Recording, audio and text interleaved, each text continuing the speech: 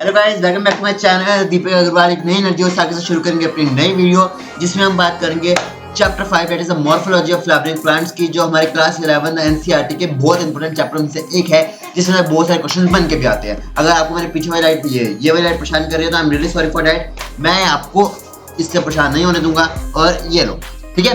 तो अब मैं आपको सिर्फ इतना बताना चाहता हूँ, हम इस चैप्टर में शुरू करने वाले हैं अपनी main unit that is tips and tricks के साथ मॉर्फोलॉजी ऑफ फ्लावरिंग प्लांट, जो कि हमारा सेकंड यूनिट शुरू हो जाता है, जिसमें हम morphology of flowering plant, anatomy of flowering plant और तो और एनिमल के बारे में भी पढ़ेंगे, एनिमल टिश्यू के बारे में पढ़ेंगे।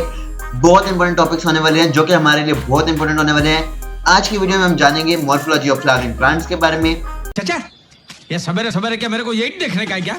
इस वीडियो को कवर करने का आपको स्कोप क्या है, आप मतलब इस वीडियो को क्यों देखोगे, आपका मतलब कि वीडियो क्यों होने वाली है। इस वीडियो को पूरा करने के बाद आप जरूर इसे आंसर कर पाएंगे कि मॉर्फोलॉजी ऑफ फ्लावरिंग प्लांट क्या होते हैं। आप मॉर्फोलॉजी ऑफ फ्लावरिंग प्लांट से रिलेटेड जितने भी डाउट्स हैं वो आपके क्लियर हो जाएंगे। जितने भी आपके डर है, जितना भी आपका खौफ है, वो मॉर्फोलॉजी ऑफ फ्लावरिंग प्लांट्स का वो सारा निकल जाएगा। ये मेरी जिम्मेदारी है, मेरा प्रॉमिस है।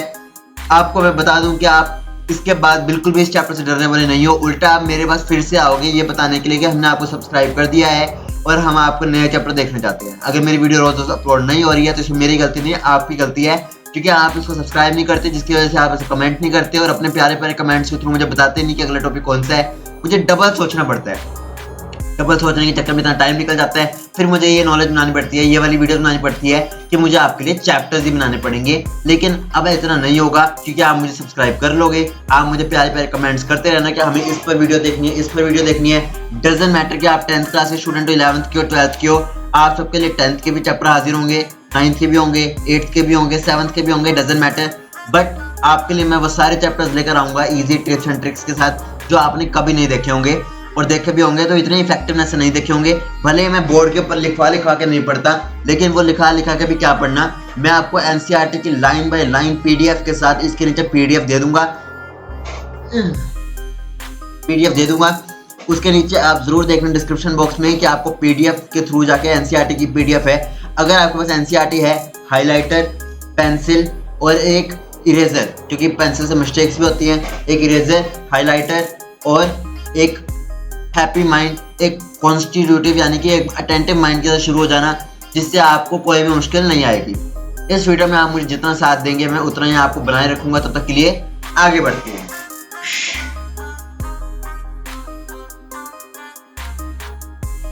तो हमारे यहाँ पे शुरू हो चुका है अपना एक चैप्टर, जिसमें आपने बिल्कुल अटेंटिव माइंड से, मैं ये समझ चुका हूँ कि आपने बहुत अटेंटिव माइंड से अपने को प्रिपेयर कर लिया है। पहली बात तो ये, आपको डरना नहीं है बिल्कुल भी। अगर आप इस चैप्टर डरोगे तो आपको कुछ समझ नहीं आएगा। पहले अपना सारा डर निकाल दो और ये समझो कि आपको चैप्टर बिल्कुल नहीं आता, ताकि आप इसको एक न्यूली फ्रेश माइंड से कर सको। ठीक है, हम इस फोन को रखेंगे नीचे ताकि हमें और डिस्टर्ब ना कर सकें, और हम इसके बाद अब शुरू करेंगे अपना चैप्टर। देखो, सबसे पहले की बात तो ये है, हम इसे करेंगे स्टोरी टेलिंग की वे में। डरने की कोई बात नहीं है, आगे बढ़ते हैं।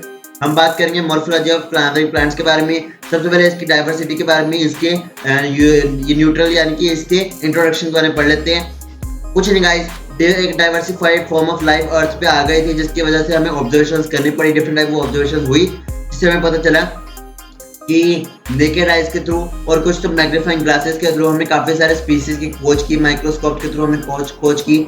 तो ये डिस्क्रिप्टिफाई हुआ, ये एक डिस्क्रिप्शन मिला हमें, एक सबूत मिला कि जो ग्रोथ स्ट्रक्चरल फीचर्स हैं, यानी कि जो हमारे ग्रोथ मतलब पूरे के पूरे, यानी कि अगर हम पूरे जड़ से देखें तो एक ग्रोथ स्ट्रक्चरल फीचर्स यानी कि हमारे स्ट्रक्चर से रिलेटेड, हमारे शारीरिक तत्वों से रिलेटेड, यानी कि एक्सटर्नल और इंटरनल, यानी कि बाहरी तत्व और अंदरूनी तत्वों से हम अगर देखें तो हम बहुत अलग अलग प्रकार के दिखते हैं। इन एडिशन अगर हम बात करें, कुछ ऑब्जर्वेबल यानी कि ऑब्जर्व के फॉर्म में, और एक परसीवेबल लिविंग फिनोमेना, यानी कि जो परसीव यानी कि हमने एक्सपेरिमेंटली प्रूव किए हैं अपने आप कि जो लिविंग फॉर्म्स है वो मैनमेड भी हो सकती है, नेचुरल भी हो सकती है, on the part of description. Before अगर हम बात करें एक्सपेरिमेंटल बायोलॉजी की, और मोर स्पेसिफिकली अगर हम फिजियोलॉजी की बात करें, तो it was established at the part of biology. ये बायोलॉजी और की फॉर्म में हुई थी, जिसमें नेचुरलिस्ट डिस्क्राइब करता है ओनली बायोलॉजी, जिसमें उन्होंने सिर्फ बायोलॉजी को स्टडी किया कि ये जो भी आजकल सब कुछ है ये सिर्फ और सिर्फ बायोलॉजी की वजह से प्रूवन है। Hence biology remained as a natural history for a long time। जो बायोलॉजी है वो हमारे लिए एक नेचुरल हिस्ट्री की तरह काम करती है। आज क्या है, कल क्या होगा, परसों क्या होगा और कल क्या था, ये सब हमें पता चलता है। The description by itself was amazing in terms of details when the initial reaction of a student could be boredom. जब भी कोई स्टूडेंट ऐसे बोर्डम यानी कि बोर की तरह देखता है, यानी कि देखता है कि यार ये तो बोर है, ये कोई पढ़ने की चीज है, आपने शायद ये वीडियो छोड़ने का ख्याल आपके मन में आ गया होगा कि मुझे नहीं पढ़ना है चैप्टर, तो देखिए आपको कुछ नहीं करना, सारी बुक्स बंद कर दो, लेट जो बेड पे बिछो और आगे क्या करो, मुझे बस सुनो, ध्यान से सुनो, चाहे हेडफोन से आगे सुनो, शायद बिना हेडफोन से सुनो, लेकिन मुझे से सुनो, आपको मुझे से सुनना है, ठीक है। आप मुझे जब सुनोगे ना, आपको ना पता चल जाएगा कि इस चैप्टर में क्या था, और इससे इंटरेस्टिंग वे आपको कभी नहीं आएगा। ये बस एक स्टोरी टेलिंग के लिए है, चाहे आप उसे स्किप भी कर दो इस पार्ट को, कोई दिक्कत नहीं है, पर अगला पार्ट कभी मत स्किप करना क्योंकि वो इंपॉर्टेंट है। Was amazing in term of detail while the initial reaction of the student boredom की फॉर्म में हो सकता है, we should keep in mind that detail description, हमें भले ही बोर्डम की तरह देखें लेकिन डिटेल डिस्क्रिप्शन याद रखने, was utilized in the later day reductionist biology where living processes drew more attention from a scientific than the description of the life forms, helpful in framing research questions in physiology or evolutionary biology।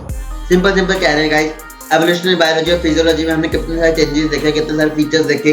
अगर आपने मेरे पहले वाले chapters देखे हैं या फिर आपको पहले वाले चैप्टर्स की नॉलेज है एनिमल किंगडम, प्लांट किंगडम, तो आपको पता चल गया होगा कि अब तक कितने सारे अलग अलग प्रकार के स्पीसीज हमारे अर्थ पे जन्म ले चुकी है, जिसकी वजह से जो डिस्क्रिप्शन है ये बहुत मीनिंगफुल बन जाता है और बायोलॉजी के लिए बहुत हेल्पफुल हो जाता है कि हम आगे फिजियोलॉजी और एवोल्यूशनरी हिस्ट्री और बायोलॉजी को कैसे स्टडी कर सकते हैं। फॉलोइंग चैप्टर्स में हम जानेंगे कि जो स्ट्रक्चरल ऑर्गेनाइजेशन है प्लांट्स एंड एनिमल्स की, और तो और including the structural basis of physiological और बिहेवियर, कुछ नहीं बस यार, स्ट्रक्चरल और बिहेवियर पैटर्न्स के फॉर्म में इन डिस्क्राइब फॉर कन्वीनियंस की अगर हम बात करें तो description of morphological and anatomical feature is presented separately for plants and animals. हमने प्लांट्स एंड एनिमल्स के फीचर्स यानी कि स्ट्रक्चरल फीचर और मॉर्फोलॉजिकल फीचर्स को अलग अलग बाइंड कर दिया जिससे कि आपको मुश्किल ना हो और आपको आसान लगे। इसी के बेस पे हमारा आ जाता है मॉर्फोलॉजी ऑफ फ्लावरिंग प्लांट, यानी कि इसमें हम मॉर्फोलॉजी की बात करेंगे। फिर आ जाता है हमारे पास एनाटॉमी ऑफ फ्लावरिंग प्लांट जिसमें हम उसके स्ट्रक्चर की बात करेंगे, और उसके बाद आ जाती है हमारे स्ट्रक्चरल ऑर्गेनाइजेशन इन एनिमल्स जिसमें हम एनिमल्स की स्ट्रक्चर की बात करेंगे। ये हमारे पास आ जाता है कैथरीन इज़ाओ। कैथरीन इज़ाओ जो है 1898 से लेकर 1997 तक बोर्न थे, जिन्होंने यूक्रेन के अंदर, हाँ वो यूक्रेन जिनके अंदर वर्ल्ड वॉर थर्ड हुई थी, तो ये यूक्रेन में बोर्न हुए थे इन 1898। उन्होंने एग्रीकल्चर को स्टडी किया रशिया के अंदर और जर्मनी के अंदर and received A doctorate in 1931 in the United states. उन्होंने यूनाइटेड स्टेट्स में 1931 में, इतनी तो इंग्लिश समझ में आती है ना आपको, नहीं कि वो रिसीव किया डॉक्टरेट को, ठीक है, यानी कि अपनी डिग्री को किया 1931 में यूएसए के अंदर। She reported in her early publication that the curly top virus spread through a plant via the food conducting or phloem tissue। उन्होंने कर्ली टॉप वायरस के बारे में जाना और उनको बताया कि ये जो वायरस है ये प्लांट के अंदर से हमारे अंदर आता है वाया फूड कंडक्टिंग या फिर फ्लोएम टिश्यूज के साथ है, जिसे हम कच्चा खाते हैं और मोस्टली हम उसे चबाते भी हैं। Doctor Esau plant anatomy published in 1954 took a dynamic development approach designed to enhance one understanding of the plant structure and enormous impact worldwide। ठीक है, मैं इसमें आपको लाइन बाय लाइन समझाता हूँ ताकि आपको कोई दिक्कत ना आए आगे जाके। लिटरली अगर हम बात करें तो उनके एक रिवाइवल यानी कि उनके डिसिप्लिन के अंदर ये सब आ जाता है। डिसिप्लिन यानी कि एक प्रोटोकॉल के अंदर आ जाता है जो उन्होंने स्टडी किया, उसके बेस पे उन्होंने ये समझा कि लिविंग फॉर्म्स जो है वो बहुत कॉम्पैक्ट है और कहीं पे भी राइज कर सकती है।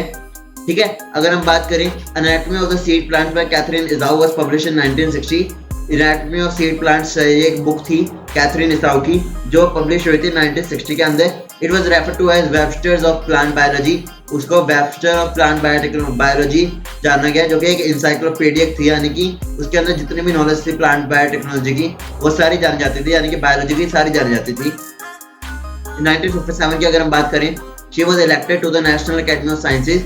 अगर 1957 में उनको National Academy of Sciences that is NAS के अंदर NAS के अंदर 6 वुमेन बनाया गया जिन्होंने ऑनर्स का अपना रिवॉर्ड पाया था, यानी कि उन्होंने ऐसी खोज की थी पब्लिशमेंट्स के ऊपर जिन्होंने सारे के सारे साइंटिस्ट की खोज को बहुत आसान बना दिया था। In addition to this prestigious award she received the National Medal of Science from the president George Bush in 1989। उन्होंने नेशनल मेडल ऑफ साइंस को भी पुरस्कार जीता था from president George Bush in 1989। Katherine Esau died हुए 1997 के अंदर। 1997 के अंदर उनकी मृत्यु हो गई थी। Peter Raven director of anatomy जो थे मॉर्फोलॉजी के Missouri botanical garden Remember that she absolutely dominated the field of plant biology even at the age of 99. जितने भी साइंटिस्ट हैं वो मोस्टली 99 की एज तक मर चुके थे, लेकिन सिर्फ एक साइंटिस्ट थे जो 100 साल की उम्र में तक जीवित रह गए थे। वो थे हमारे लिविंग वर्ल्ड के फर्स्ट जो साइंटिस्ट थे। आप उनका नाम कमेंट करेंगे क्योंकि सब कुछ मैं नहीं बता सकता, आपको मैंने इतना कुछ कराया है। अगर आपको नहीं पता तो वो वीडियो जाके देखना मेरी, इसके बाद वो वीडियो देखना और कमेंट करना कि कौन से थे उसके अंदर, ठीक है। एक बार आप जाके देखना जरूर। एक ही साइंटिस्ट थे जिन्होंने 100 ईयर्स पास आउट किए थे। चैप्टर 5 की अगर हम बात करें तो मॉर्फोलॉजी ऑफ फ्लावरिंग प्लांट्स हमें कुछ नहीं बताती, वो सिर्फ इतना बताती है कि रूट्स का क्या रोल है, स्टेम्स का क्या रोल है, लीफ का क्या रोल है, इन्फ्लोरेसेंस क्या होती है, फ्लावर्स क्या होते हैं, फ्रूट क्या होती है, सीड क्या होती है। Semi technical description of a typical flowering plant. Mostly ये कट गया होगा आपके सिलेबस में, लेकिन आपको इसे पढ़ना ही होगा क्योंकि ये आपके सिलेबस का बहुत ही इंपॉर्टेंट पार्ट है, ठीक है। अब अगर हम बात करें तो the wide range of structure of higher plant will never fail to fascinated us. जो wide range of structural plants है, यानी कि जो wide range of structure plants हैं जो हमने आज तक देखे हैं अलग अलग स्पीसीज के अंदर, वो हमें आज भी विस्मय बोधक कर जाते हैं, यानी कि फैसिनेट कर जाते हैं कि हम उनको देखें। इवन थ्रू अगर हम एंजियोस्पर्म की बात करें, एंजियोस्पर्म के अंदर ही इतनी लार्ज डाइवर्सिटी आ जाती है एक्सटर्नल स्ट्रक्चर और मॉर्फोलॉजी की। They are all characterized by the presence of root, stem, leaves, flower, fruits, ठीक है। आप इसे याद रखना, आप इसे याद रखना, मैं बताता जाऊंगा, बस नोट डाउन करते रहना, ठीक है। Root, stem, leaves, flowers, fruit.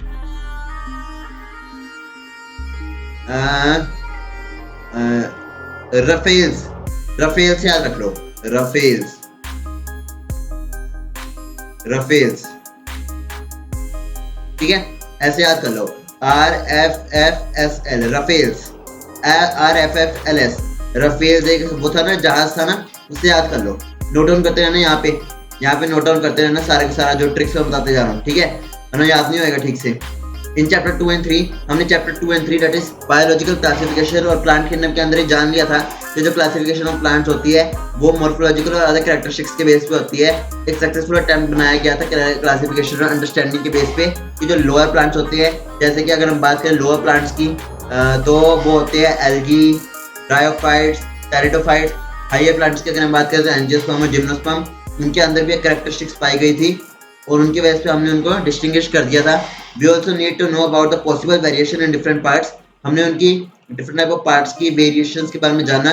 Found in adaptation of the plants to their environment. Example, adaptation to various habitat for protection, climbing, storage etcetera. If you pull out any weed you will see that all of them have roots. अगर आप कोई weeds क्या होते हैं? Unwanted plant parts. जो unwanted plants होते हैं ना, जो कहीं पे भी ग्रो कर जाते हैं, किसी भी गार्डन में किसी भी कंडीशन में ग्रो कर जाते हैं, उन्हें बोलते हैं वीड्स, ठीक है, उन्हें बोलते हैं हम वीड्स। और तो और अगर हम बात करें उनकी, तो आप उन्हें जैसे तोड़ोगे ना, आप उनको जैसे निकालोगे तो क्या होता है, if we pull out weeds, अगर हम उनको निकालेंगे, तोड़ेंगे ना, तो उनके अंदर से हमें रूट, स्टेम, लीव्स मिलेंगी, यानी कि पत्ते मिल जाएंगे, स्टेम्स मिल जाएगी, जड़ें मिल जाएगी और रूट्स मिल जाएंगी। They may be bearing flowers and fruits, उनके अंदर शायद फ्लावर और फ्रूट्स भी आ रखे होंगे। The underground part of the flowering plant is the root system. जो अंडरग्राउंड होता है, यानी कि आप यहाँ देख सकते हो कि जो यहाँ पे होता है, ये जो पार्ट होता है, ये होता है ऐसे ऐसे ऐसे ऐसे ऐसे, ठीक है, और ऐसे ऐसे ऐसे, ठीक है, ऐसे होता है। तो आप इसे देखोगे ध्यान से, तो एक होता है हमारा अंडरग्राउंड पार्ट, इसे हम कहते हैं अंडरग्राउंड, और इसे हम कहते हैं अबव ग्राउंड, ठीक है। राइटिंग में मत जाना, माउस से लिखना मुश्किल हो रहा है थोड़ा सा, पर कोई दिक्कत नहीं है। Above ground, underground. अंडरग्राउंड का ये जो पार्ट होता है, इसे हम बोलते हैं रूट, इसे हम बोलते हैं रूट। फुट से याद कर लो, अगर किसी को ये याद नहीं होता ना कि ये क्या होता है, फुट का होता है नीचे, तो फुट, रूट क्या होता है, नीचे, रूट भी नीचे, फुट भी नीचे, ठीक है। अगर हम लीफ और स्टेम्स की बात करें, तो लीफ और स्टेम्स का होती है ऊपर की साइड होती है, ठीक है, अबव द ग्राउंड, ठीक है, याद रखना। अच्छा, routing system, while the portion above the ground forms the shoot system, ठीक है। हाँ, अब इसमें कंफ्यूज मत हो जाना कि रूट, फुट, शूट, ठीक है। एस से सिर, ठीक है, S for shoot, S for सिर, ठीक है, एस फॉर सिर, ठीक है, एस फॉर सिर।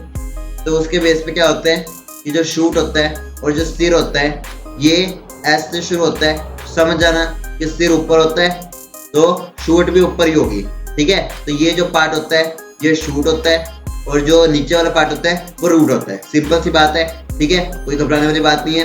चलो अब अगर हम रूट के बारे में पढ़े, सबसे सबसे सबसे सबसे इजीएस्ट टॉपिक अब तक का जितना मैंने पढ़ा है, क्योंकि अब तक का इजीएस्ट टॉपिक मैंने ये इससे ज्यादा इजीएस्ट मैंने आज तक नहीं देखा। क्यों? क्योंकि in majority of the dicotyledonous plant the direct elongation of the radicle leads to the formation of primary root. कुछ भी नहीं है यार, कुछ भी नहीं है। डाइकोट क्या होते हैं? जिसके सीड को अगर हम बीच में से तोड़े ना, ये उसका सीड है, ठीक है, उसका सीड है। अगर हम इसे बीच में से तोड़े या ऐसे तोड़े, ठीक है, तो ये ऐसे बन जाता है, ऐसे ऐसे, ठीक है। इसे अगर हमने बीच में से तोड़ा तो ये अलग हो जाएगा, ये अलग हो जाएगा। तो ऐसे डाइकोटिलेडनस प्लांट्स होते हैं। तो उसके बेस पे अगर हम direct elongation of the radical करें, रेडिकल मतलब रूट पार्ट होता है इसका, जो रूट साइड होता है जिसे हम नीचे का पार्ट कहते हैं, ठीक है। तो अगर हम डायरेक्ट इलोंगेशन करें रेडिकल्स की, रेडिकल मतलब नीचे वाला पार्ट, तो उसे प्राइमरी रूट्स निकलती है which grows inside the soil. यानी कि ये देखो, ये अगर ये रेडिकल है, ठीक है, ये रेडिकल है मतलब कि धरती से नीचे वाला पार्ट, धरती से नीचे वाला पार्ट, ये धरती है, ठीक है, और धरती से नीचे वाला पार्ट ये प्लांट है। तो इसके अंदर से एक निकलती है, ये निकलती है, ठीक है, ये होती है प्राइमरी रूट्स, प्राइमरी रूट्स होती है, ठीक है, प्राइमरी रूट्स, ठीक है, नीचे से निकलती है ना। तो इसे बोलते हैं इलोंगेशन ऑफ द रेडिकल। अगर हम रेडिकल को इलोंग करें, यानी कि रेडिकल को लंबा खींचते जाए, तो उसे निकलती है प्राइमरी रूट्स, जो कि नीचे तक जाती रहती है सॉइल के अंदर, ठीक है। In bears lateral roots of several order that are refer to as secondary roots. अब इन रूट्स के अंदर से जो बाकी रूट्स निकलती है, ये, ठीक है, इन रूट्स के अंदर से जो बाकी रूट्स निकलती है उसे हम बोलते हैं सेकेंडरी रूट्स। साथ साथ देखो ना, कमेंट करो, ठीक है। सेकेंडरी रूट्स और टर्शरी रूट्स। और इनके अंदर से जो रूट्स निकलती है, उसे हम बोलते हैं टर्शरी रूट्स, ठीक है। और रूट्स क्या होते हैं? Primary roots and its branches constitute the tap root system. Tap roots क्या होते हैं? ये देखो, अगर ये जो रूट्स हैं, अगर ये रूट्स हैं ऐसे ऐसे ऐसे ऐसे, एक रस्सी की तरह हो ना, रस्सी की तरह, ठीक है, रस्सी की तरह हो, और आप इसे अलग अलग नेकेड आई से डिस्टिंग्विश कर पाओ, तो इसे हम बोलते हैं टैप रूट्स। जो टैप मतलब रस्सी की तरह हो। लेकिन अगर ये कुछ ऐसे हो, ये छोड़ के, सॉरी गाइस लाइट की प्रॉब्लम हो गई थी, लेकिन आप मेरे ऊपर ध्यान मत दो, आप बस इसके ऊपर ध्यान दो, ठीक है। आप स्क्रीन की तरफ ध्यान दो, मेरी बात को सुनते रहो। मुझे पता है लाइट मेन रोल प्ले करती है, पर आप सब चाहो तो रूट, ये जो YouTube की रूट्स है ना, जड़ें हैं, इसको भी हिला सकते हो। आप मुझे यहाँ से यहाँ पहुंचा सकते हो, आप मुझे करोड़ों सब्सक्राइबर्स तक पहुंचा सकते हो। मुझे अपने से ज्यादा आप पे भरोसा है। तो प्लीज आप इस चैनल को सब्सक्राइब जरूर करना और अपना साथ बनाए रखना। तब तक के लिए टैप रूट्स ये होते हैं जो हम इजीली डिस्टिंग्विश कर पाए। अब अगर हम इसे ऐसे कर दे, ऐसे कर दे, ऐसे कर दे, ऐसे कर दे, ये ऐसे कर दे, ऐसे कर दे, ऐसे, जिसे हम डिस्टिंग्विश ना कर पाए, तो ये होती है फाइब्रस रूट्स, ठीक है, जिसे हम डिस्टिंग्विश ना कर पाए। अच्छा, मस्टर्ड्स की अगर हम बात करें, एज सीन इन मस्टर्ड्स, ठीक है, टैप रूट जो होती है मस्टर्ड में देखने को मिलती है, जिसे हम TM से याद कर सकते हैं, टॉम से याद कर सकते हैं, टॉम, या फिर ट्रैम से याद कर लो, ट्रैम से, ठीक है, आप इसे ट्रैम से याद कर लो, ट्रैम, TRM, ठीक है, ट्रैम, T से टैप, R से रूट, M से मस्टर्ड, ठीक है। इतना तो कर ही सकते हो यार, लिखते जाओ ना इसे, बस आपको यही ट्रिक से तो याद करनी है जो मेन नीट में क्वेश्चन बनते हैं। मैंने खुद नीट देखा है। मोनोकोटिलेडन्स की अगर हम बात करें, मोनोकोट क्या होते हैं? जिनके अंदर एक ही कोटिलेडन होता है, ठीक है, एक ही कोटिलेडन होता है, मतलब जिसके सीड्स को हम काट नहीं सकते बीच में से। जिनके सीड्स को अगर हम अलग करें बीच में से तो वो अलग ना हो सके, यानी कि जिनके सीड्स को हम बीच में से काटे और वो अलग ना हो सके, तो उसको हम बोलते हैं मोनोकोट। मोनो मतलब M मतलब मोनो मीन्स एक, और कोट मीन्स कोटिलेडन, यानी कि उसका जो अंदर का सीड पार्ट होता है उसे हम बोलते हैं कोटिलेडन। मोनोकोटिलेडन क्या होते हैं? प्राइमरी रूट्स होते हैं, शॉर्ट लिव्ड होते हैं, and is replaced by large number of roots. इनके अंदर जो ये होती है ना, जो प्राइमरी रूट्स होती हैं वो बहुत छोटे छोटे होते हैं, क्योंकि उनकी जो सीड होती है, इनके रेडिकल होते हैं वो बहुत छोटे छोटे होते हैं, इसलिए उनके अंदर ज्यादा लंबी ग्रोथ नहीं होती, लेकिन उनके अंदर नंबर ऑफ रूट ज्यादा होते हैं। देखो एक होता है कि या तो रूट का साइज बड़ा हो जाए, या होता है कि रूट की लंबाई बड़ी हो जाए, या एक होता है कि रूट का नंबर बड़ा हो जाए। इसमें डाइकोट्स में साइज भी बड़ा होता है, नंबर भी बड़ा होता है। मोनोकोट में नंबर ज्यादा होते हैं लेकिन साइज इतना नहीं होता। ठीक है, this root originate from the base of the stem, ये जो होते हैं बेस ऑफ द स्टेम से ओरिजिनेट करते हैं, and constitute the fibrous system, और ये as a fibrous system proceed करते हैं, क्योंकि इनके बीच में ऐसा होता है तो हर जगह से रेडिकल इलोंगेट करते हैं और एक ऐसा स्ट्रक्चर बन जाता है जिसकी वजह से ये मोनोकोट फाइब्रस रूट्स फॉर्म करते हैं। इसे आप FM से याद कर सकते हो, FM से, FM मतलब फाइब्रस मोनोकोट। ठीक है, और उसे आप TD से भी कर सकते हो, DT से भी कर सकते हो। ठीक है, कुछ भी कर सकते हो। इन सम प्लांट्स लाइक ग्रास की अगर हम बात करें, मोन्शेरा की अगर हम बात करें, बनियन ट्री की अगर हम बात करें, तो इनमें जो रूट्स होती है वो पार्ट्स ऑफ द प्लांट यानी कि other part of the plant से निकलती है, other than radical, and are called adventitious roots. Adventitious आपको डरना नहीं सुन के। एक होता है टैप रूट्स जो निकलती है रेडिकल से, एक होती है फाइब्रस रूट जो निकलती है रेडिकल से, एक होती है एडवेंटेशियस रूट्स जो निकलती है अदर देन रेडिकल। ठीक है, अच्छा सॉरी फॉर दैट, फार्ट से याद कर लो आप, फार्ट। अच्छा FRT, F मतलब फाइब्रस, T मतलब टैप रूट्स, और R मतलब रेडिकल। जो ये होता है ना फाइब्रस, और ये होते हैं टैप रूट्स, ये होती है रेडिकल से बनी हुई। ठीक है, ये होती है रेडिकल से बनी हुई, तो इसे बोलते हैं टैप रूट और फाइब्रस रूट को रेडिकल बेस्ड, जिन्हें हम बोलते हैं फाइब्रस रूट और टैप रूट्स। लेकिन एक होती है जो अदर देन रेडिकल हो, उसे हम बोलते हैं एडवेंटेशियस रूट्स। इसे आप कर सकते हो बाम से, बाम, भुवन बाम सर तो याद है ना आपको? अरे मैं क्या बताऊं, मैं क्या बताऊं। वैसे भी कर सकते हो, और जो सिंपल लगाने वाला बाम होता है उससे भी कर सकते हो। B for banyan, M for मोन्शेरा, और G फॉर ग्रास। तो आप इसे गम से भी कर सकते हो, आप इसे बाम से भी कर सकते हो, आप इसे बेगम से भी कर सकते हो। बेगम। ठीक है, अगर आपको मेरी हल्की सी ट्रिक्स पसंद आ रही है तो कर दो। इतनी बढ़िया ट्रिक्स क्या होती है, मतलब बेगम से याद कर लो, बेगम। ठीक है, B for banyan tree, G for grass, M for मोन्शेरा, और A फॉर एडवेंटेशियस रूट्स। ठीक है, तो ये होता है इसका एडवेंटेशियस रूट का चक्कर, जिसमें जो रेडिकल को छोड़ के कहीं से भी वो ग्रो कर जाती है।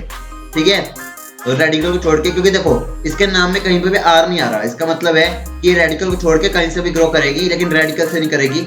इसे हम बोलते हैं एडवेंटेशियस रूट्स। ठीक है, यहाँ पे आप एक डायग्राम भी देख सकते हो इसका साइड में, ये देखो इसका एक डायग्राम है। ये वीडियो भले ही लंबी हो जाए, मैं ट्राई करूंगा कि या तो इसे 2 पार्ट्स में कवर कर लूंगा या फिर इसे 1 पार्ट में कवर कर लूंगा। इसका जो मेन फंक्शन होता है रूट सिस्टम का, वो क्या होता है? Absorption of water. क्योंकि देखो अंडरग्राउंड होती है तो पानी को सोखना इसका काम होता है, मिनरल्स को सोखना फ्रॉम द सॉइल इसका काम होता है। Proper anchorage to the plant parts, यानी कि एक डिफेंस सिस्टम प्रोवाइड करती है, और तो और प्लांट्स को प्रोटेक्टेड रखती है, एक जगह पे स्थिर रखती है। Storing reserve food material reserve रखती है, and synthesis of plant growth regulators, और प्लांट ग्रोथ रेगुलेटर्स के सिंथेसिस में हेल्प करती है। Oxygen, gibberellin, cytokinin, abscisic acid और इथाइलिन, इन सब में हेल्प करती है। यहाँ आप देख सकते हो type of roots. Tap root जो होती है ए में देखने को मिलती है, ए में यानी कि ऐसी होती है टैप रूट्स। ठीक है, ऐसी होती है टैप रूट्स, जिसमें मेन रूट्स भी होती है, लेटरल रूट्स भी होती है, और उनके अंदर क्या होती है? टर्शरी रूट्स भी होती है। एक होती है फाइब्रस रूट्स, जैसे मैंने आपको बना के दिखाई, ये ऐसी फाइब्रस रूट्स होती है जो फाइब्रस इन नेचर होती है, यानी कि फाइबर जैसी होती है। और एक होती है एडवेंटेशियस रूट्स जो रेडिकल्स को छोड़ के कहीं से भी निकल जाती है। ये देखो आप जैसे देख सकते हैं यहाँ पे बर्ड से निकली हुई है, इसे हम बर्ड्स कहते हैं। जो लेटरल ग्रोथ होती है इसे हम बर्ड कहते हैं। तो ये एडवेंटेशियस रूट्स होती है। ठीक है, अगर हम बात करें अब इसकी रीजन ऑफ द रूट्स की, तो रूट्स भी कई डिविजन्स में होती है। ये एक पर्टिकुलर रूट का स्ट्रक्चर है जिसे हम मानते हैं कि ये एक रूट है। तो इसके अंदर रूट क्या होती है? एपेक्स से कवर होती है, थिम्बर लाइक स्ट्रक्चर जिसे हम बोलते हैं कॉल्ड रूट कैप। ठीक है, it protects the tender apex of the root as it makes its way through the soil. तो ये क्या करती है? Tender apex of the root बनाती है as its make through its way through the soil. ठीक है, फ्यू मिलीमीटर अबव क्या होती है, एक रूट कैप होती है जो region of meristematic activity perform करती है। रूट कैप मतलब वो उसको माइक्रोबियल प्रोटेक्शन देती है कंटामिनेशन से, यानी कि कोई भी माइक्रोब जो फंजाई हो, बैक्टीरिया हो, उन सब से बचाने का काम रूट कैप का होता है। और वो एक रीजन ऑफ मेरिस्टेमेटिक स्टेम पे एक्टिविटी पे होती है, यानी कि मेरिस्टेमेटिक एक्टिविटीज को परफॉर्म करती है, यानी कि रैपिड सेल डिवीजन की साइट होती है जहाँ पे सेल डिवीजन रैपिडली मल्टीप्लाई कर रही होती है।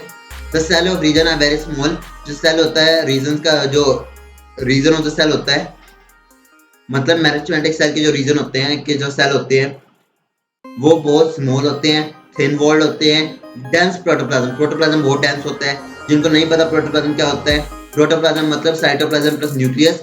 एक पूरे के पूरे सेल के अंदर जो लिक्विड पार्ट होता है उसे हम बोलते हैं प्रोटोप्लाज्म। दे डिवाइड रैपिडली, वो डिवाइड करते हैं बहुत ज्यादा हद तक। The cell proximal to this region undergoes rapid elongation. Rapid elongation होती है इस रीजन पे और एनलार्जमेंट होती है, and are responsible for the growth of the root in length. This region is called root of elongation. ठीक है, और जहाँ पे रूट की लेंथ बढ़ जाती है, रूट की लेंथ ग्रो करने जाती है, रैपिड इलोंगेशन होती है, उसे हम बोलते हैं region of elongation. The cell of elongation zone gradually differentiates and mature. जो सेल होते हैं इलोंगेशन जोन के, वो क्या करते हैं, डिफरेंशिएट करने लग जाते हैं और मैच्योर होने लग जाते हैं जल्दी जल्दी। हेंस इस रीजन को हम क्या बोलते हैं, मैच्योरेशन बोलते हैं। तो अब तक हमने क्या पढ़ा कि जो यहाँ पे बहुत मतलब रूट कैप प्रेजेंट होती है और जहाँ पे बहुत रैपिड डिवीजन होती है उसे हम बोलते हैं meristem. The cell of this division are very small, thin walled and with dense cytoplasm. ठीक है, ये जो होते हैं ये बहुत ही हद तक ग्रो करते हैं और बहुत स्मॉल होते हैं, थिन वॉल्ड होते हैं, रैपिडली डिवाइडिंग और डेंस साइटोप्लाज्म के साथ होते हैं। दे डिवाइड रैपिडली, रिपीटेडली डिवाइड करते रहते हैं।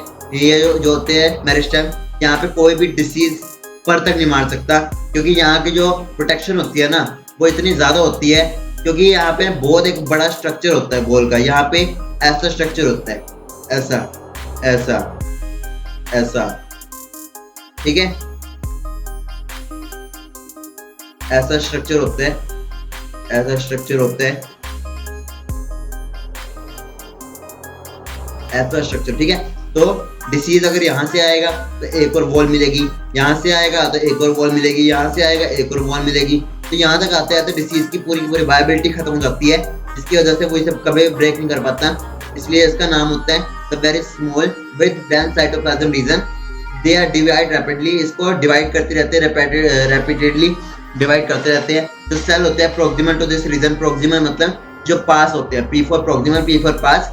जो प्रोक्सिमल होते हैं टू दिस रीजन वो बहुत बहुत हद तक इलोंगेशन करते हैं, यानी कि रैपिड इलोंगेशन करते हैं। यहाँ देखो आप कि जो सबसे नीचे होते हैं वो क्या होते हैं, रीजन ऑफ मेरिस्टेमेटिक एक्टिविटी होती है। ऊपर जो होते हैं वो रीजन ऑफ इलोंगेशन होती हैं, और ये जो ऊपर इसका रीजन होता है ये होता है रीजन ऑफ मैच्योरेशन। तो जहाँ पे इलोंगेशन हो रही होती है और जहाँ पे बहुत हद तक मैच्योरिटी आ जाती है उसे बोलते हैं रीजन ऑफ इलोंगेशन। जहाँ पे बहुत हद तक मैच्योरिटी यानी कि जो बहुत हद तक क्या कह सकते हैं, ऐसे लाइक रैपिडली डिवाइड करते हैं, उसे हम बोलते हैं रीजन ऑफ मेरिस्टेमेटिक एक्टिविटी। जहाँ पे रूट कैप भी प्रेजेंट होती है और जहाँ पे वो मैच्योर होके आगे मतलब लाइक लॉग फेज को कवर कर लेते हैं, उसे हम बोलते हैं region of maturation. Region of meristematic activity के पास होगा region of elongation, region of elongation के पास होगा मैच्योरेशन। तो इसे आप नाम से, इसे आप मैम से याद कर सकते हो, मैम से, MEM। M मतलब meristematic activity, E for elongation, M for maturation. ठीक है, ऐसा होता है। From this reason, some of the epidermal cells form very fine and delicate thread-like structure called root hairs। और यहाँ से बहुत delicate root hair-like structure होते हैं जो surface area increase करने का काम करते हैं, उसे हम बोलते हैं root hairs। These root hairs absorb water and mineral from the soil। और ये water और minerals from the soil को absorb करने का काम करते हैं। Stem की बात करें, बस कुछ नहीं है, डायग्राम से याद कर लो ये सबको, इसमें कुछ नहीं बता रखा। इसमें यह बता रखा है जहाँ रूट कैप होगी और रैपिड डिवीजन होगी उसे हम बोलते हैं मेरिस्टेमेटिक एक्टिविटी। जहाँ पे इलोंगेशन होगी और मैच्योरिटी अचीव होगी उसे हम बोलते हैं रीजन ऑफ इलोंगेशन। और जहाँ पे मैच्योरिटी अचीव हो चुकी होगी उसे हम बोलते हैं रीजन ऑफ मैच्योरेशन। और मैच्योरेशन के पास ये रूट हेयर लाइक स्ट्रक्चर होते हैं जिसे हम बोलते हैं रूट हेयर्स, जो कि वाटर और मिनरल एब्जॉर्ब करने का काम करते हैं। आगे अगर हम बात करें स्टेम की, what are the feature that distinguish stem from the root. आप स्टेम को रूट से डिस्टिंग्विश करने का काम कैसे कर सकते हो? तो एक स्टेम जो है ascending part of the axis है, बियरिंग ब्रांचेस। जो स्टेम है ना वो असेंडिंग पार्ट है। असेंडिंग मतलब ऊपर की तरफ आती है। ये देखो, अगर हम बात करें तो ये ये जो है ये है हमारा ग्राउंड, ठीक है। जो नीचे की तरफ आएगी डिसेंडिंग जिसे हम बोलते हैं, ये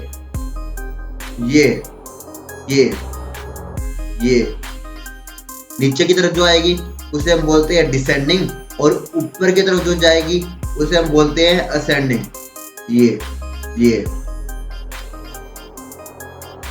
ठीक है। तो यहाँ जो ऊपर की तरफ आती है उसे हम बोलते हैं असेंडिंग, और जो नीचे की तरफ जाती है उसे हम बोलते हैं डिसेंडिंग। तो जो स्टेम है ascending part of the axis है, असेंडिंग पार्ट। ये अगर हमारा एक्सिस है, ये अगर हमारा एक्सिस है या ये हमारा एक्सिस है, दोनों साइड में ऊपर की तरफ असेंडिंग होगा, नीचे की तरफ डिसेंडिंग होगा। तो अगर ऊपर की तरफ जा रही है मतलब ये क्या होगी, असेंडिंग होगी। असेंडिंग मतलब AS, असेंडिंग, ठीक है। तो stem is ascending part of the axis जो कि ब्रांचेस बियर करती है। ब्रांचेस मतलब इसके पास ब्रांचेस होती है, टहनियां होती है, लीव्स होते हैं, यानी कि ऊपर के साइड पर लीव्स होंगे, ऐसे लीव्स होंगे, ठीक है। फ्लावर्स होंगे, ठीक है, फ्लावर्स होते हैं, और फ्रूट्स होते हैं। तो इसे आप याद रखना कि ब्लफ खेलते हो, कार्ड वाली गेम ब्लफ, तो उससे जो स्टेम होगी वो ब्लफ खेलती है। स्टेम जो होती है वो ब्लफ खेलती है, और रूट जो होती है वो क्या खेल सकती है, मैंने आपको इसकी ट्रिक बता दी थी ऑलरेडी। जो अरे वाह लाइट आ गई, ठीक है। जो रूट होती है वो बेगम होती है, यानी कि उसकी शादी हो चुकी है, लेकिन अभी भी जो स्टेम है वो अभी भी ब्लफ खेलती है, ठीक है। तो इसका मतलब है कि जो स्टेम होगी वो असेंडिंग एक्सिस के साइड में होगी, यानी कि असेंडिंग एक्सिस के बेस पे होगी, जो ब्रांचेस बियर करेगी, लीव्स बियर करेगी, फ्लावर बियर्स करेगी, और फ्रूट होंगे उसके पास। It develop from the plumule of the embryo, मतलब कि ये देखो, ये होता है ना, मैंने आपको बताया था ना रेडिकल बना के, हाँ ये देखो, ये होता है, ये एक पर्टिकुलर सीड होता है या फिर एम्ब्रियो होता है। तो इसके नीचे के अगर पार्ट आएगा उसे हम बोलते हैं रेडिकल। जो नीचे का पार्ट होता है उसे हम बोलते हैं रेडिकल, और ऊपर का पार्ट जो होता है ये वाला, ये ऊपर का पार्ट जो होता है इसे हम बोलते हैं प्लूम्यूल, ठीक है। प्लूम्यूल ऊपर का पार्ट होता है प्लूम्यूल। तो ये कुछ ऐसा दिखता है, अभी तो गंदा हो गया थोड़ा सा नहीं, बहुत ज्यादा गंदा हो गया। ये ऐसा होता है, ठीक है। ये देखो, अभी तो थोड़ा क्लियर होने देते हैं, ब्लर है, ये देखो, ये ऐसा होता है, ठीक है, ऐसा, ठीक है, ऐसा होता है। ये होता है हमारा एम्ब्रियो। इसके ऊपर का जो पार्ट होता है ये अबव एक्सिस होता है, तो इसे हम बोलते हैं प्लूम्यूल, और नीचे वाला पार्ट जो होता है इसे हम बोलते हैं रेडिकल, ठीक है। तो चलो जवानों जल्दी कमेंट करो नीचे, ऐसे नहीं गुस्सा, मतलब ऐसे गुस्सा नहीं होना कि क्या यार ये अच्छी नहीं लग रही, ट्रिक्स अच्छी लग रही है ना, कमेंट करो नीचे, लाइक कर दो जल्दी, ठीक है। It develop from the plumule of the embryo of a germinating seed. Germinating seed ये वाला सीड जर्मिनेटिंग है, जो जर्मिनेट कर रहा है, फूट रहा है, और जो स्टेम है वो नोड और इंटरनोड बियर करती है। नोड और इंटरनोड मतलब ऐसे, ये देखो यार रब करना पड़ेगा, ये देखो, जो स्टेम होती है वो नोड और इंटरनोड बियर करती है। मतलब कि जो गन्ना देखा है ना, गन्ना होता है ना, वो गन्ना ऐसे पोजेस करता है, ये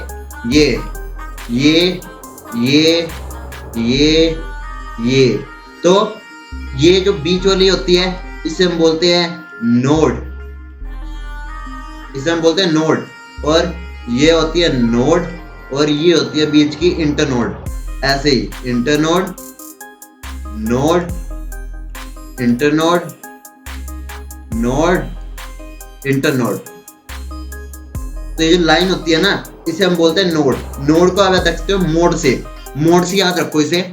जो नोड होती है उसे आप मोड से याद रखो, मतलब कि यहाँ पे आए, अब ये 2 मोड आ रहे हैं, यहाँ पे गए फिर 2 मोड आ गए, यहाँ पे गए फिर 2 मोड आ गए। तो ऐसे नोड होता है, बीच वाला जो होता है नोड होता है, और 2 नोड के बीच वाला क्या होता है, इंटरनोड होता है, ठीक है। जब हम 2 की बात करते हैं तो अपने आप इंटर आ जाता है, बाकी तो नोड तो दोनों में है ना, बस 2 की बात कर रहे हैं तो इंटर आ गया।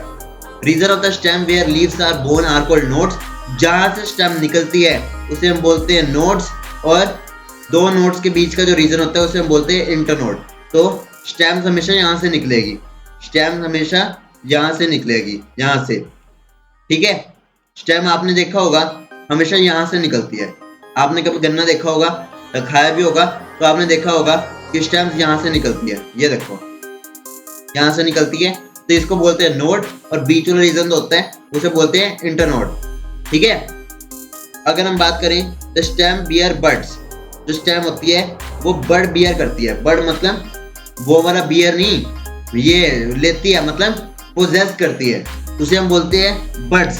यानी कि जो स्टेम होती है ना यहाँ पे बड़ी होती है, यानी कि ये देखो यहाँ पे जो मैंने ले लिया ये सीधा। अब यहाँ से जो लेटरल ग्रोथ आती है ये, फिर ये, तो इस पॉइंट को और इस पॉइंट को हम कहते हैं बड, जहां से लेटरल ग्रोथ निकलती है। लेटरल मतलब जैसे यहाँ पे आप देखोगे एक्सिलरी बड, इस पॉइंट पे लेटरल ग्रोथ निकल रही है, मतलब यहाँ पे इस ग्रोथ निकल रही है। अब यहाँ पे भी जिसे बोलते हैं लीफ बेस, पेटियोल, स्टिप्यूल।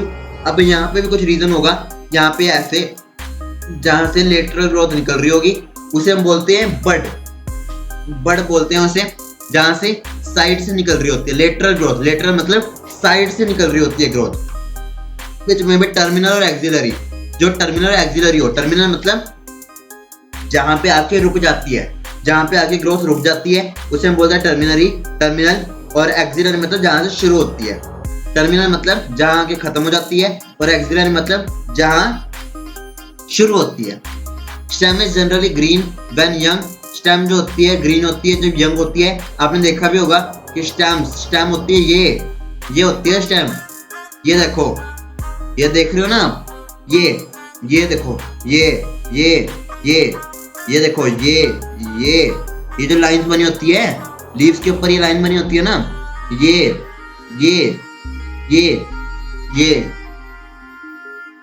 ठीक है, ये लीफ के ऊपर ये लाइंस बनी होती है, इसे हम बोलते हैं स्टेम।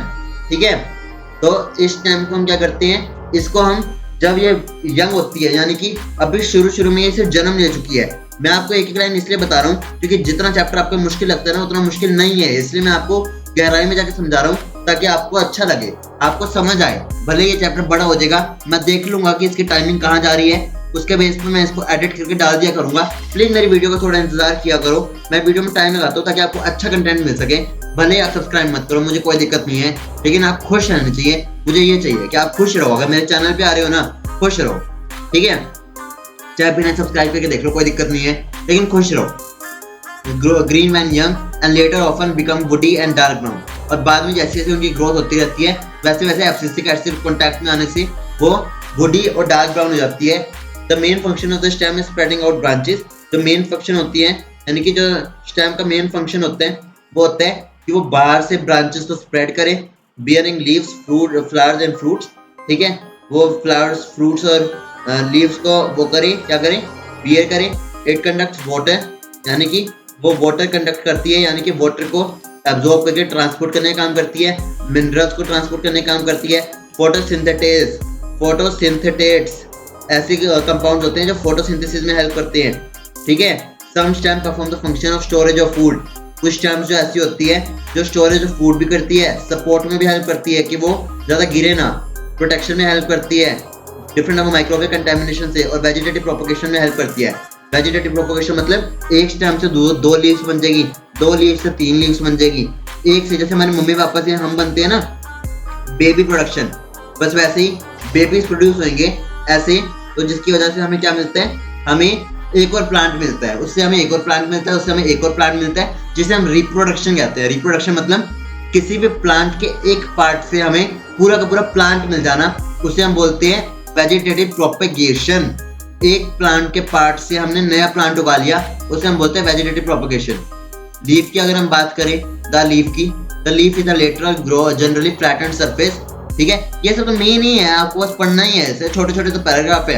ये देखो 4 लाइनों का पैराग्राफ है, आप एक बार इसे पढ़ोगे ना कुछ मुश्किल नहीं लगेगा, आपको बस लाइनें दिखती है, लाइनें नहीं है। आप एक हाईलाइटर लो और जो मैं अंडरलाइन करते जा रहा हूँ ना उसको आप हाईलाइट करते जाओ साथ साथ। लेटरल की अगर हम बात करें तो जो लीफ है लेटरल ग्रोथ होती है, यानी कि हमेशा साइडों से निकलती है, कभी भी ऊपर से नहीं निकलेगी। आप देखोगे हल्का सा लेटरल ग्रोथ होगी, वहां पे हल्की सी लेटरल ग्रोथ होगी, लेकिन साइडों से निकलती है, कभी भी सीधा नहीं निकलेगी। Generally flattened surface bone on the stem, और जनरली वो फ्लैटेंड सरफेस होता है, फ्लैट सरफेस होता है जो कि स्टेम्स के ऊपर से निकलता है। It develops at the node, ये नोड से डेवलप होता है, और bears a bud in its axil. ठीक है, ये जो होता है नोड से डेवलप होता है, यानी कि हमेशा नोड से होगा, यानी कि ये देखो ये होती है नोड्स। ठीक है, जहाँ से स्टेम्स निकलती है उसे बोलते हैं नोड्स। ठीक है, और हमेशा लेटरल ग्रोथ, जैसे बडिंग होएगी यानी कि आउट ग्रोथ निकलेगी, वहां से लीव्स निकलती हैं। ठीक है, छोटा पैराग्राफ है, इजीली हो जाएगा। एक्सिलरी बड जो होती है लेटर डेवलपमेंट ऑफ ब्रांचेस, जो एक्सिलरी बर्ड्स होती है यानी कि ये वाली बर्ड, ये ब्रांचेस आके ब्रांचेस फॉर्म करती है, जिससे एक से दो से चार लीव्स भी फॉर्म हो जाती है। Leaf originate from shoot apical meristem, जो लीफ होती है शूट एपिकल मेरिस्टेम से फॉर्म होती है। दो तरीके होते हैं, एक होती है रूट एपिकल मेरिस्टेम यानी कि रैम, और एक होता है शूट एपिकल मेरिस्टेम जिसे हम बोलते हैं सैम। थोड़ा गलत हो रहा है तो प्लीज माफ कर देना। Shoot apical meristem and arrange in acropetal order. Acropetal मतलब एक्रोपेटल, पेटल क्या होते हैं मतलब कि जो लीफ के जो फ्लावर्स के वो होती है, पत्तियां होती हैं जो साइडों से निकल रही होती है, और एक्रो मतलब साइडवेज यानी कि साइड की तरफ निकलने वाली जो एक्रोपेटल होती है उसे हम बोलते हैं एक्रोपेटल ऑर्डर, मतलब कि साइडों से निकलना, कभी भी सीधा नहीं निकलेगी, हमेशा साइडों से निकलेगी।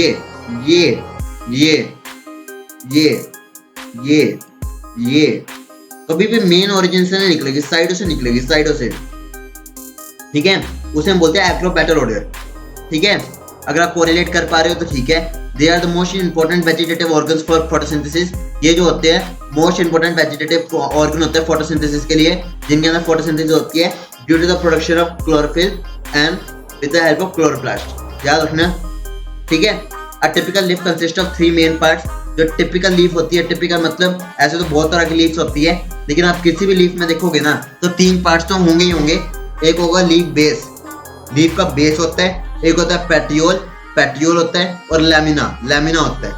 The leaf is attached to the stem by leaf base, जो लीफ होती है उस स्टेम से अटैच होती है by leaf base, and may be a 2 lateral small leaf like structure. Simple समझाता हूँ, पढ़ेंगे नहीं। एक लीफ है, लीफ के पास स्टेम होती है, यानी कि जो ये देखो ये एक नोड है, ये एक नोड है, यहाँ से निकलेगा स्टेम, स्टेम से निकलेगी लीफ। ठीक है, स्टेम से निकलेगी लीफ, और लीफ का जो बेस होगा ये जो बेस होगा लीफ का, इसे हम बोलते हैं leaf base, and may bear 2 lateral small leaf like structure और स्टेप्यूल्स। स्टेप्यूल्स क्या होते हैं, यहाँ से एक निकली, यहाँ से 2 भी तो निकल सकती है, ये 2 भी तो निकल सकती है, ये 3 भी तो निकल सकती है, ये है ना। तो ऐसे इन्हें बोलते हैं लीफ बेसिस, और स्टिप्यूल बोलते हैं उसकी भी lateral growth. 2 lateral small leaf like structure called stipule. In monocots की अगर हम बात करें, मोनोकॉट्स के अंदर जो लीफ बेस होता है एक्सपैंड होकर शीट कवरिंग बना लेता है, कॉल्ड पार्शियली और होली इन।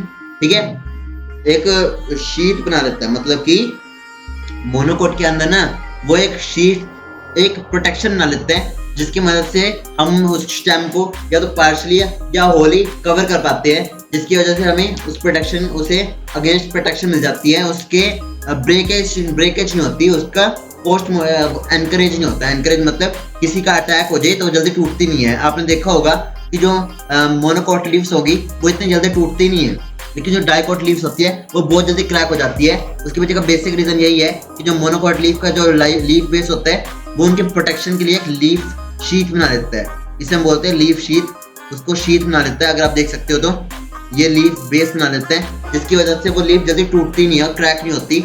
जिसका मतलब आप देखते होंगे, आप मोटे मोटे प्लांट्स को देखते होंगे, अपने पार्क में जाना, कभी पार्क में जाके देखना, आपको मिल जाएगी।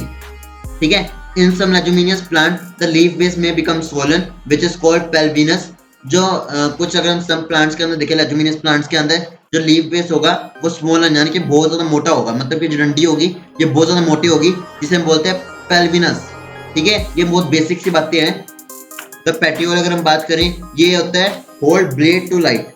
ठीक है, जो पेटियोल होता है ना, ये एक ब्लेड लाइक स्ट्रक्चर होता है, help hold the blade to light. Blade to light मतलब कि जो लाइट को फ्रीक्वेंसी होती है ना उसे होल्ड करने का काम करता है, ताकि ज्यादा से ज्यादा लाइट लीफ पे कॉन्सेंट्रेट ना हो, जिससे क्लोरोफिल ऑक्सीडाइज ना हो, जिसकी मदद से ज्यादा से ज्यादा लाइट होती है वो स्टेम में चली जाती है, जिसकी वजह से ज्यादा से ज्यादा फोटोन्स जो हैं वो दूसरे रूट्स की तरफ ट्रांसफर हो जाते हैं, दूसरी लीव्स की तरफ ट्रांसफर हो जाते हैं, जिसकी वजह से एक लीफ पे ज्यादा स्ट्रेस नहीं आता, एक लीफ पे ज्यादा बर्डन नहीं आ जाता।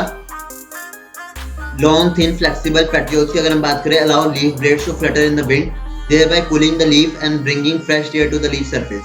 ठीक है, अगर हम बात करें तो जो लॉन्ग थिन फ्लेक्सिबल पेटियोल्स होते हैं, यानी कि जो लॉन्ग थिन फ्लेक्सिबल होते हैं, आपने देखा होगा कि जो यहाँ पे डंडियां होती हैं, छोटी छोटी डंडियां, वो बहुत पतली होती है, तो क्या होती है, allow the leaf blades to flutter in the wind, और वो लीफ ब्लेड यानी कि जो लीफ के पत्तियां होती है उनको फ्लटर करने देती है, ऐसे ऐसे हिलने देती है इन wind, thereby cooling the leaf, और वो लीफ की जो जितनी भी हीट है उसको निकाल देती है, जिसकी वजह से कूल जो लीफ होती है वो ज्यादा ठंडी रहती है। आप इसको आप इसको रेगिस्तान वाले एरिया में देखोगे। And bringing fresh air to the leaf surface, और ये लीफ सरफेस को फ्रेश एयर प्रोवाइड करती है। लैमिना और leaf blade is the green expanded part of the leaf with veins and veinlets. अगर हम बात करें तो ये जो ग्रीन पार्ट्स होते हैं ना, ये जो मैंने कर रखे हैं मार्क, ये जो ब्लू कलर के पार्ट्स होते हैं, ये जो आपने लाइंस देखी होगी ना लीफ के ऊपर, तो इसे हम बोलते हैं लैमिना या फिर लीफ ब्लेड, जो कि क्या होते हैं, ये ग्रीन एक्सपेंडेड होते हैं part of the leaf with veins and veinlets. Veins होती हैं ये जो छोटी छोटी ये होती है ना, ये मैं इसे बड़ा करके दिखाता हूँ। ठीक है, तो आपने देखा होगा, आप ये देख सकते हो, अगर ये देखो, अगर हमने इसके बीच वाले पार्ट्स, ये हो गया, चलो एक हाथ पर के लिए मान लिया ये भी होगी, तो इसको हम मानते हैं वेन्स। लेकिन इसके अंदर बीच में देखो, आप ये छोटे छोटे लाइंस भी देख सकते हो, ये छोटी छोटी लाइंस भी देख सकते हो, ये है ना, इसको बोलते हैं हम वेनलेट्स। ठीक है, इसको हम बोलते हैं वेनलेट्स, और एक होता है वेन्स और एक होता है वेनलेट्स। वेन्स होती है जो सिंगल बीच में से निकल रही होती है लाइंस, उसे हम बोलते हैं वेन्स, और एक होती है वेनलेट्स। ठीक है, एक होती है वेन्स, एक होती है वेनलेट्स। अगर आपको समझ में आ रहा है तो प्लीज लाइक, शेयर, सब्सक्राइब कर दो। ठीक है, तो अगर हम बात करें, there is usually a middle prominent vein. अगर हम बात करें तो एक मिडल प्रोमिनेंट वेन होती है, यानी कि बीच में से एक ये निकल रही होती है, बीच में से आप ये देख सकते हो, ये देखो, बीच में से एक निकल रही होती है, एक प्रोमिनेंट वेन होती है जिसे हम बोलते हैं मिड रिब। मिड रिब मतलब एक पत्ती के बीच में से ये जो निकल रही होती है, ये जो बीच वाली आप देख सकते हो, इसे बोलते हैं mid rib. Vein provide rigidity to the leaf blade. जो वेन्स होती है वो रिजिडिटी प्रोवाइड करती है लीफ ब्लेड को, and act as channels of transport for water, और ये चैनल की ट्रांसपोर्टेशन में हेल्प करती है for water, mineral and food material, वो ट्रांसफर करने में हेल्प करती है। जो shape, margin, apex, surface and extent होता है, incision of lamina varies in different leaves, और ये डिफरेंट टाइप ऑफ लीव्स में वेरी कर सकती है। वेनिशन की अगर हम बात करें, अगर थक गए हो तो थोड़ी सी वीडियो पॉज करो, एक घूम लो, चक्कर काट लो, और फिर वापस आके इस वीडियो को ऑन करना। ठीक है, छोड़ के नहीं जाना, इससे आपका लिंक टूटेगा, मेरे को कुछ नहीं मिलेगा, आपका लिंक टूट जाएगा। ये बड़ी अच्छी बात कही आप। वेनिशन की अगर हम बात करें तो ये वेन्स जो होती है ये कैसे अरेंज होती है वेनलेट्स की तरफ से, और ये जो लैमिना ऑफ द लीफ से कैसे कॉम्प्रोमाइज करती है, उसे वेनिशन कहते हैं। मतलब कि जो लीफ की बिगिनिंग होती है, यानी कि जो ये होती है लैमिना, यानी कि ये होती है बीच वाली, जो ये क्या कह सकता हूँ, इसमें इतने कॉमन टर्म्स है ना जो मुझे याद भी नहीं आ रही। ये जो बाउंड्रीज होती है ना लीफ की, इसके और बीच वाली जो मिड रिब होती है, इसके साथ और वेन्स और वेनलेट की जो अरेंजमेंट होती है उसे हम बोलते हैं venation. When the veinlets form a network, when जब वेनलेट्स होते हैं एक नेटवर्क फॉर्म करते हैं तो उससे हम बोलते हैं रेटिकुलेट। अब हाँ, अब सबसे मेन है, अगर हम बात करें कि एक नेटवर्क फॉर्म कर रही है, मतलब कि मैं आपको ऐसे छोड़ के नहीं जाऊंगा मजेदार में, ये देखो, ये देखो, ये देखो, ऐसे ऐसे है। अब एक है कि वो ऐसे ऐसे ऐसे ऐसे ऐसे ऐसे ऐसे ऐसे ऐसे ऐसे ऐसे हो, ठीक है, ऐसे हो, तो इसे हम बोलते हैं रेटिकुलेट। रन से याद कर लो, रन से, रन, रेटिकुलेट नेटवर्क, यानी कि अगर नेटवर्क में हो ना तो रेटिकुलेट होगी। ठीक है, और ये ज्यादा डाइकोट्स में देखने को मिलती है। डाइकोट में देखने को इसलिए मिलती है क्योंकि डाइकोट के अंदर ना जो पैरेलल होते हैं ना वेनेशन, वो बेसिकली दो पार्ट में टूट जाती है, जिसकी मदद से वो ज्यादा नेटवर्क फॉर्म करती है। यानी कि जो सीड होती है ना, ये जो सीड होता है ये दो पार्ट में कट जाता है, यानी कि दो पार्ट में कट जाता है, एक और दो, ठीक है, ये दो पार्ट में कट जाता है, जिसकी मदद से ये ज्यादा वेनेशंस फॉर्म करते हैं। लेकिन अगर हम बात करें मोनोकॉट में तो उनके अंदर पैरेलल वेनेशन देखने को मिलती है, यानी कि उनके अंदर ऐसी वेनेशन देखने को मिलती है, ऐसी सीधा पैरेलल वेनेशन देखने को मिलती है। Leaf of the dicotyledon plant generally possess reticulate venation while parallel venation is characterized of monocots. ठीक है, कितना बचा है अभी?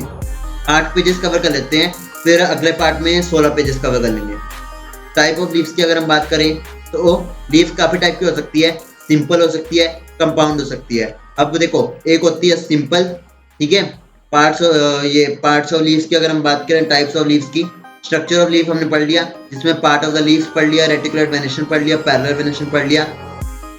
अब दो तरह की लीव्स होती हैं, एक होती है सिंपल लीव्स, एक होती है कंपाउंड लीव्स। अब कंपाउंड लीव्स में भी दो तरह की होती है, एक होती है पिन्नेटली कंपाउंड लीव्स और एक होती है पाल्मेटली कंपाउंड लीव्स। ठीक है, अब leaf is said to be simple when its lamina is entire और व्हेन इंसिस्ड, यानी कि जो लैमिना होती है, इट्स लैमिना इज एंटायर और mean when incised the incision do not touch the midrib. एकदम सिंपल है इसका मतलब कि लैमिनेशन, अगर लीफ सिंपल होगी, अगर उसका जो लैमिना है और उसकी जो और एंटायर और व्हेन इंसिस्ड मतलब काटी जाए तो the incision do not touch the midrib.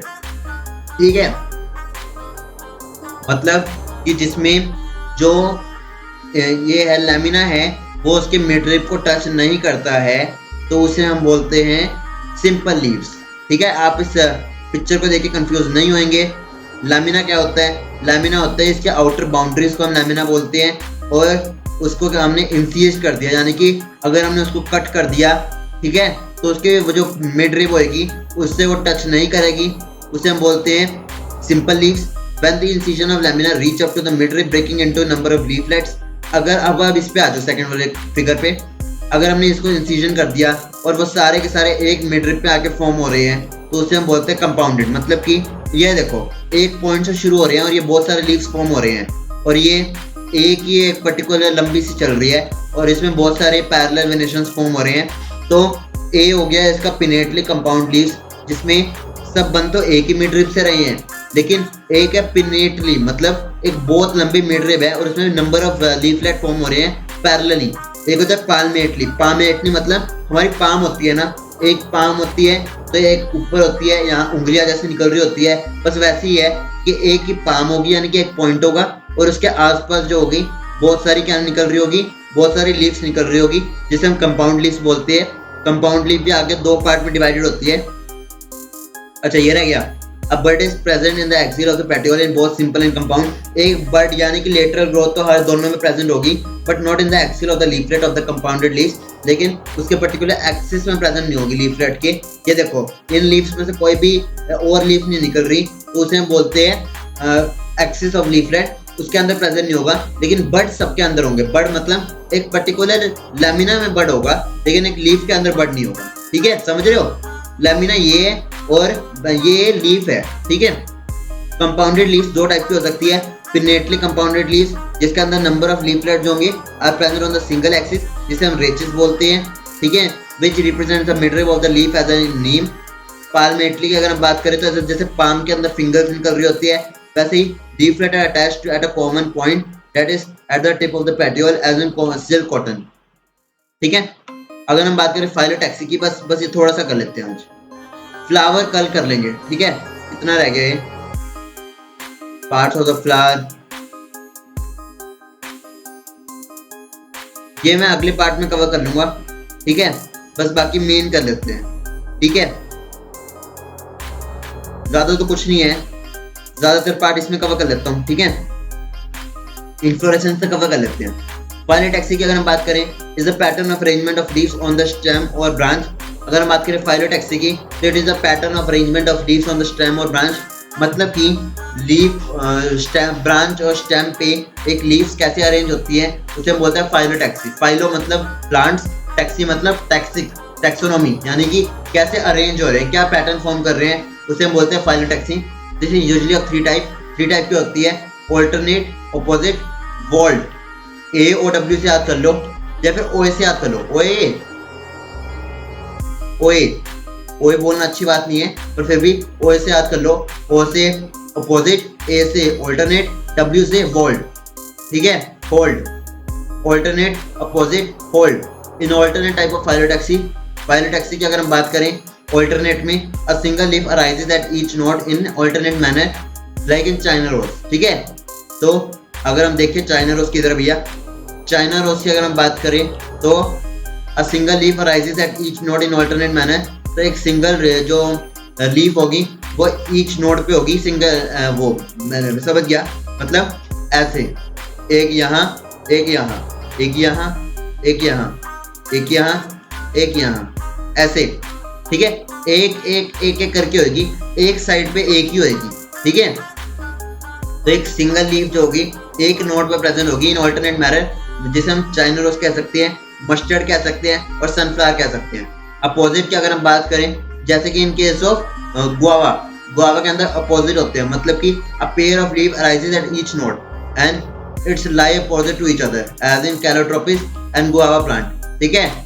अगर हम बात करें, मेरे बैठने पे मेरा ध्यान मत दो, आप सब मेरा सुनो, ठीक है। कि अगर हम बात करें एक यहाँ पे, एक यहाँ पे, इसके अपोजिट, यहाँ पे इसका अपोजिट हो जाता है, एक यहाँ पे, एक यहाँ पे, एक यहाँ पे, एक यहाँ पे, यहाँ यहाँ यहाँ, ठीक है।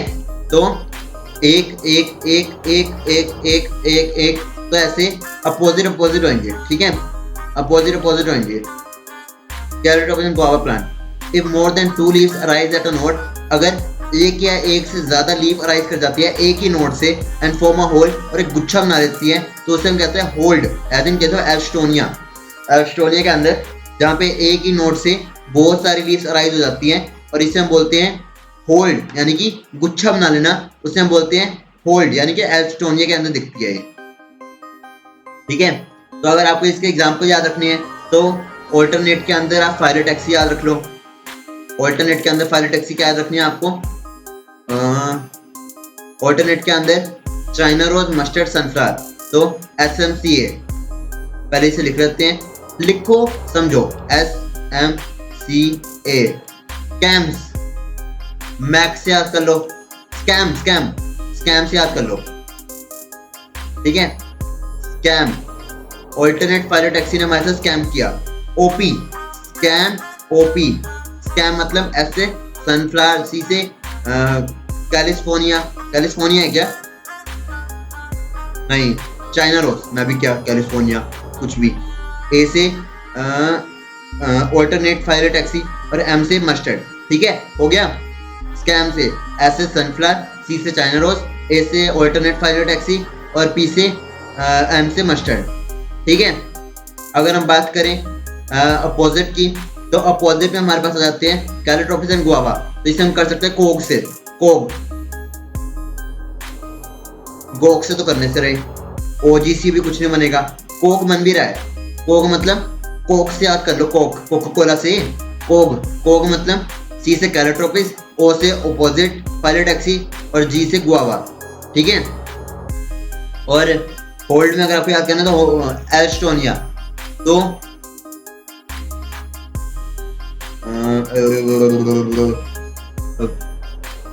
पाउ से याद कर लो, पाउ से, ठीक है। B से फाइलोटैक्सी, W से होल्ड और A से एल्स्टोनिया। अब इससे ज्यादा क्या बताऊंगा मैं ट्रिक आपको, आप ही बता दो। मैं ट्रिक्स बना देता हूँ लेकिन आप पढ़ने वाले बनने चाहिए।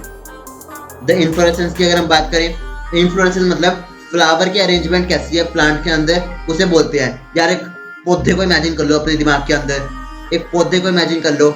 सॉरी मेरी लैंग्वेज ज़्यादा फेमिलियर है, but as a teacher I will teach you as a brother, but you have to be a student with a careful attitude and with the good nice nature, okay.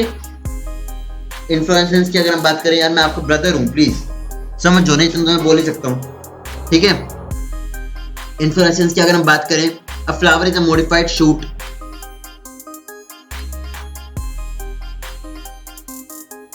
Flower is a modified shoot where in the shoot apical meristem changes to floral meristem. समझ में नहीं आया ना, मैं बता देता हूँ, ठीक है।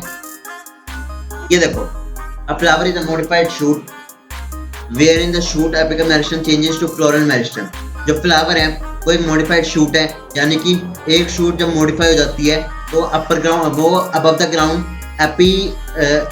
जिसे हम एपिकोटाइल बोलते हैं, एपिकोटाइल के बेस पे वो फ्लावर फॉर्म करती है। Where in the shoot apical meristem, जो ऊपर की तरफ मेरिस्टेम होती है, shoot apical meristem changes to floral meristem, वो फ्लोरल मेरिस्टेम में चेंज हो जाती है। मतलब कि एक शूट है ऊपर की तरफ, एक है शूट, ठीक है, ये फ्लोरल मेरिस्टेम में कन्वर्ट हो जाती है और ये फ्लावर में कन्वर्ट हो जाती है, ठीक है, ठीक है, ऐसे होते हैं।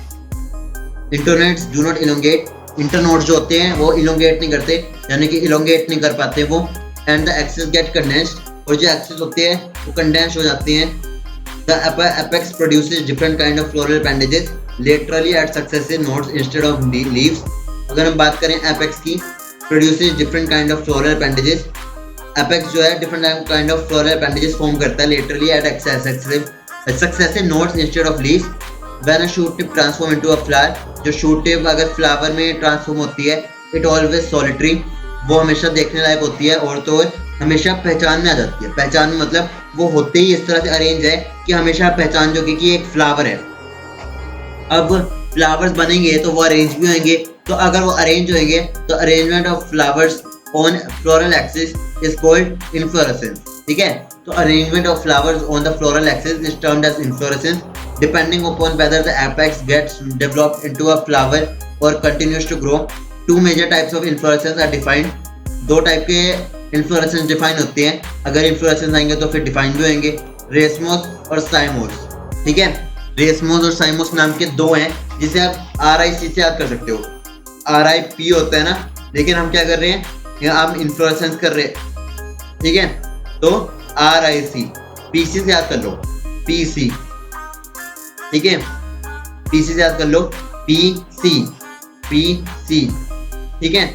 RIP और P से C, PC, तो RIC, R से रेसमोस, C से साइमोस और I से इन्फ्लोरेसेंस, ठीक है। रेसमोस में क्या होता है, the main axis continues to grow and the flower are borne laterally in acropetal succession. मैं आपको पहले बता दिया था एक्रोपेटल क्या होता है, अलग अलग लेटरल। अगर ये एक है तो एक दो, एक दो, दो, एक दो, ठीक है, ऐसे होता है एक्रोपेटल मैनर। तो बस वैसे ही अगर हम बात करें तो रेसमोस में क्या होता है, जो main axis continues to grow, main axis जो होता है ग्रो करता रहता है and the flower are borne laterally in an acropetal succession. जो फ्लावर्स हैं वो लेटरली यानी कि साइडों से ग्रो करते रहते हैं एक्रोपेटल सक्सेशन में। और साइमोस की अगर हम बात करें, साइमोस is a type of inflorescence. साइमोस जो होता है इन्फ्लोरेसेंस होता है एक तरह का, जिसमें मेन एक्सिस टर्मिनेट इन अ फ्लावर, और इसमें क्या होता है, जो मेन एक्सिस होता है वो टर्मिनेट करता है। मतलब यहाँ पे अब ये ऐसे, ये ऐसे और ये ऐसे, ठीक है, ऐसे, मतलब ये टर्मिनेट ही करता है एक फ्लावर पे, ये देखो, ठीक है, ऐसे करता है। अगर मेरी हैंडराइटिंग गंदी लग रही हो तो उनको लाइक कर दो, ठीक है। The main axis terminate. यार इस वीडियो का टारगेट रखते हैं 1.5 लाख लाइक्स, 150K लाइक्स, ठीक है, आप लोगों की लैंग्वेज में 150K लाइक्स कर देना। 150 रुपया देगा। Hence is limited in growth. The flowers are born in a basipetal manner. तो जो फ्लावर्स हैं वो बेसिपेटल मैनर में होता है। बेसिपेटल, एक्रोपेटल मतलब एक्रो मतलब साइडों में, साइडों में, ठीक है।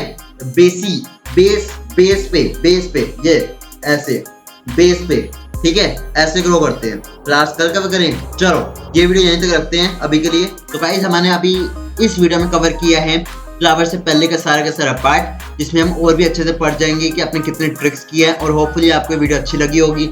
कोई भी गलती हुई हो मुझे बस कमेंट में बता देना। अच्छा लगा हो तो प्लीज अच्छे कमेंट्स कर देना, आपने अच्छा लगता है गाइस। और आप बस समझ जाइए कि इतनी रात को बैठ के मैं शूट कर रहा हूँ, मेरे को आप सबके लिए शूट करना है, जरूर करना है। यूट्यूब कंटिन्यू रहेगा मेरा, लेकिन बस मुझे थोड़ा सा टाइम चाहिए।